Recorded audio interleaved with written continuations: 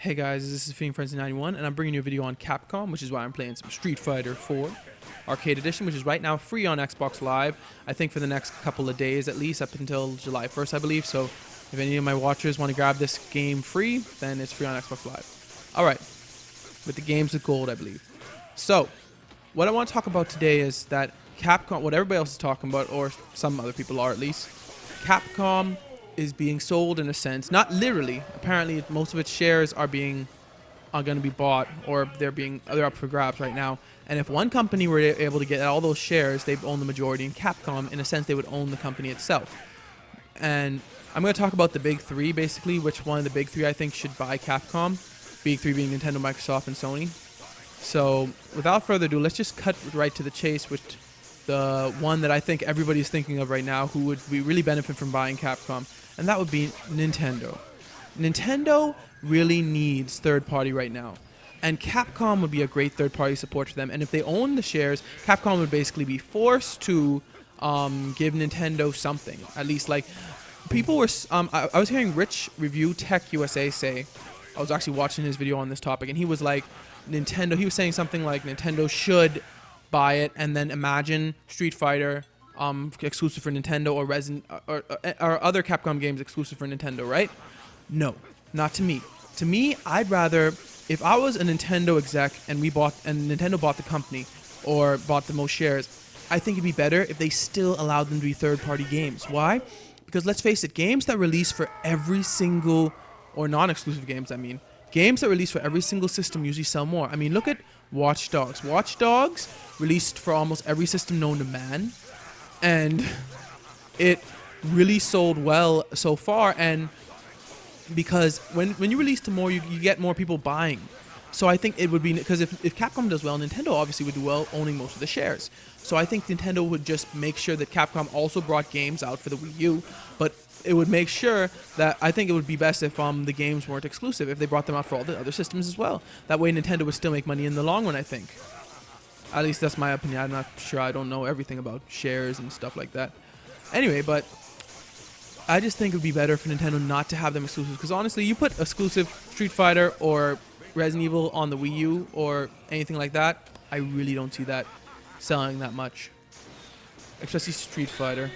I mean, fighting games are good, but to me, I don't know. I just don't see a game like Street Fighter selling that well on the Wii U. I mean, I may be wrong. Who knows? Alright, let's move on to the next company, and let's just go on with a little company I like to call, or is called, Sony. Sony, really, I'm just going to touch on this, not too long. It doesn't... Sony really doesn't have the money right now to afford Capcom, I believe. Because if you guys remember, Sony is in debt right now. They had to sell they're selling their Vio company because their Vios weren't selling too well, and neither were their TVs selling too well. So other than the PS4, really, sorry I had to yawn there. Other than the PS4, really, none of their other industries are really doing them any favors. Not really. Except, I guess, their movies. Like, they do Spider-Man, they did Amazing Spider-Man and stuff, and those are pretty good movies. But I'm talking about Sony right now, I don't believe has the money to really... Capcom, taking on Capcom, that would be a lot of money to buy all those shares. I don't think Sony has really any money to do that. So, really, Sony doing that, which kind of sucks, because... To me, Sony's, at least with Street Fighter, Sony is the best controller to play it with, because other than the Super Nintendo, I think Sony is the best for fighting games. And I'm saying the Super Nintendo controller because the Super Nintendo controller was pretty good, but Sony's controller may be better. Maybe the DualShock 3 or 4 was better. I don't know. It's between the Super Nintendo and Sony for me, whether or the PlayStation 3 or PlayStation 4 controllers, whether they're better, or even the PS2 controllers, whether they're the best for Street Fighter games. Well, but I digress. Like I said, Sony didn't have much because Sony, to me, I don't think they can even afford it. So there's not really much to talk about them taking over Capcom because I don't think that's happening. And so for really, let's just move on to the next company because, like I said, I was just going to touch on Sony. And the next company, of course, is the last of the big three, which is Microsoft. Microsoft right now has the money to acquire Sony. I'm Capcom. Sony, that'd be funny. Microsoft acquires Sony, eh? That'd be something. Anyway, I digress again. Microsoft has the money to acquire Capcom, and they have the means. They have the motive also. I mean, Capcom games, let's face it, Resident Evil, especially the Resident Evil franchise, I believe that sold best on the Xbox 360. I mean, 5 and 6 at least. But because, let's face it, to me, in my opinion, Microsoft did the best when it came to online games. More people were playing online games on Xbox 360, in my opinion, than I don't know the actual facts, but based on what I've seen, more people playing online games on Xbox 360 or playing games online than they were on the other consoles. So, to me, Microsoft really makes sense buying Capcom, but there is a slight problem. I was actually watching something on IGN. It was one of the podcasts, I think it was a podcast on this very topic. And they were like, Japanese companies cannot be taken over by outside companies. Yes, Capcom is Japanese, Microsoft is American. So for Microsoft to take over Capcom, I don't think that's even possible. Because they said that like Japanese companies cannot be taken over by outside companies. I'm not sure if they were right. They may have been wrong, but if that's right, then Microsoft is out of the picture. Microsoft, Nintendo, open the gate wide open for Nintendo.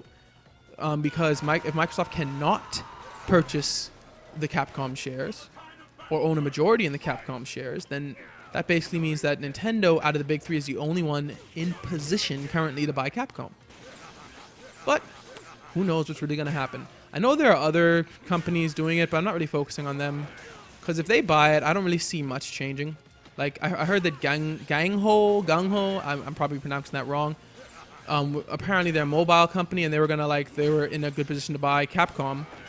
But I was like, okay, I don't really care that much because I feel like if anybody but the big three buys Capcom, nothing's really gonna change too much. I feel like they would change like management and stuff, but they still try to bring out the games for third party. They'd still try to bring them out to every single console they can. I feel like if anybody but Nintendo, Microsoft, or Sony bought Capcom, it'd just basically be Capcom. It'd just now be owned by someone else. That's all I feel like. But if one of these three buy Capcom, we're in for major changes, I believe. Especially if it's a Nintendo. If it's a Nintendo, imagine what Nintendo will put. Imagine Nintendo giving Capcom certain characters from Nintendo, like they did with Rare, like how they give Rare Donkey Kong and stuff.